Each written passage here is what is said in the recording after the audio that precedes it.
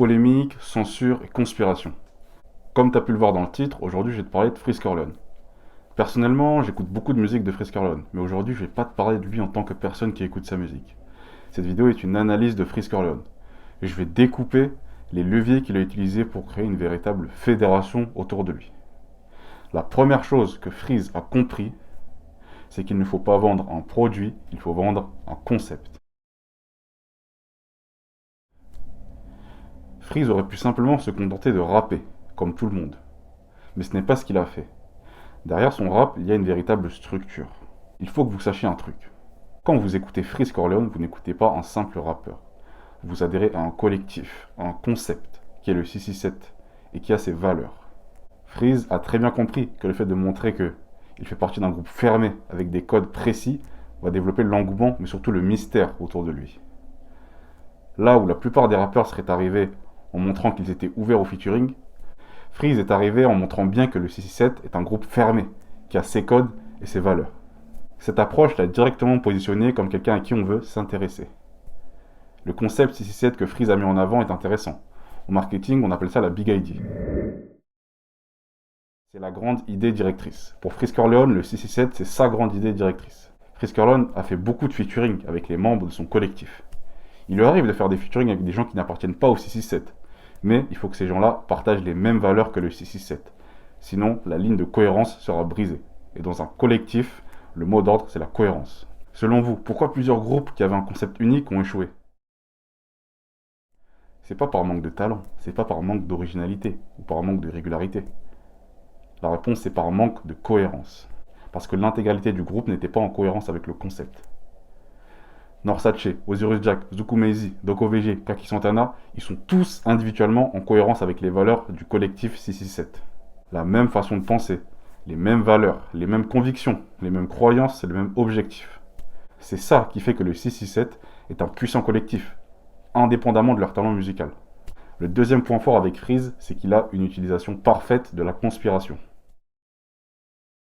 Big Pharma, les reptiliens, la planification du 11 septembre, Pizzagate. Si vous écoutez un minimum ces musiques, vous avez remarqué que Freeze est un adepte de la conspiration. En évoquant cette opinion, il peut toucher un maximum de personnes qui ont le même avis que lui sur ces sujets. Si nous sommes d'accord sur l'implication et le rôle d'un élément extérieur dans une situation, alors nous sommes amis. Freeze a réussi à fédérer un engouement grâce aux conspirations, et puis même ceux qui ne sont pas conspirationnistes vont être poussés à la réflexion. Ils vont être poussés à se poser des questions comme: y a-t-il pas quelque chose qu'on nous cache? Est-ce qu'un certain groupe d'individus ne veulent pas qu'on soit au courant d'une chose? Et pourquoi? Vous voyez, en utilisant la conspiration, Freeze Corleone a su réunir une grosse communauté autour de lui. Et ceux qui n'étaient pas conspirationnistes le sont devenus en l'écoutant régulièrement Freeze. Autre point que Freeze utilise parfaitement, c'est le biais de négativité. Les gens retiennent plus les informations négatives que positives. C'est un exemple que j'ai déjà utilisé auparavant, mais à votre avis, pourquoi quand vous allumez la télé, on vous parle toujours de crise, de dépression et de malheur? Parce que les médias utilisent un champ lexical précis, le champ lexical de la peur, choc, faillite, danger. C'est pas un hasard. Dans un instant, je vous révélerai comment Freeze Corleone a su utiliser le biais de négativité à la perfection. Mais tout d'abord, laissez-moi vous poser cette question. Est-ce que vous avez déjà hésité à acheter un produit parce que vous avez vu un avis négatif sur ce produit, en sachant que vous avez vu plein d'avis positifs juste avant? Oui? Eh bien, vous êtes tombé dans le piège du biais de négativité. Bref, revenons à notre sujet. En effet, Freeze Corleone est toujours inscrit dans un combat. Et donc, il a toujours quelqu'un à critiquer. Il n'est jamais hésitant sur un sujet. Il prend toujours une position claire. Soit il est avec, soit il est contre. Il n'y a pas de milieu. Et c'est ça qui lui permet de créer un engouement autour de lui. Freeze a su utiliser le biais de négativité à merveille, car il est totalement connecté avec sa communauté. Et sa communauté mène le même combat. Mais surtout contre les mêmes personnes. Maintenant, on va passer au dernier levier que Freeze Corleone a bien utilisé, c'est la censure. Si vous marchez dans la rue et que vous passez devant un portail, vous n'allez sûrement porter aucun intérêt à ce portail, et c'est normal. Mais si soudainement sur ce portail il y avait écrit « Attention, ne pas regarder » ou bien « Ne pas regarder à travers le portail », vous porterez automatiquement plus d'attention à ce portail. Et avec Freeze Corleone, c'est la même chose. Beaucoup de médias, de plateformes ont pensé l'anéantir en le censurant de partout.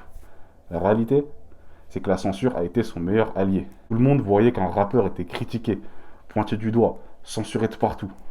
Le réflexe logique est de regarder de quoi il s'agit. C'est là que Freeze Corleone est gagnant dans l'histoire. Si ce format de vidéo t'a plu, n'hésite pas à me le faire savoir en commentaire pour que je puisse faire des vidéos plus longues. N'oublie pas de liker, commenter et partager cette vidéo. Qui sait, peut-être que Freeze Corleone tombera sur cette vidéo. Si tu passes par là, Freeze, SO. Pour ceux que ça intéresse, je vous ai mis le lien de sa chaîne en description. Pour les plus sérieux d'entre vous, je vous propose de rejoindre gratuitement le clan Outsider.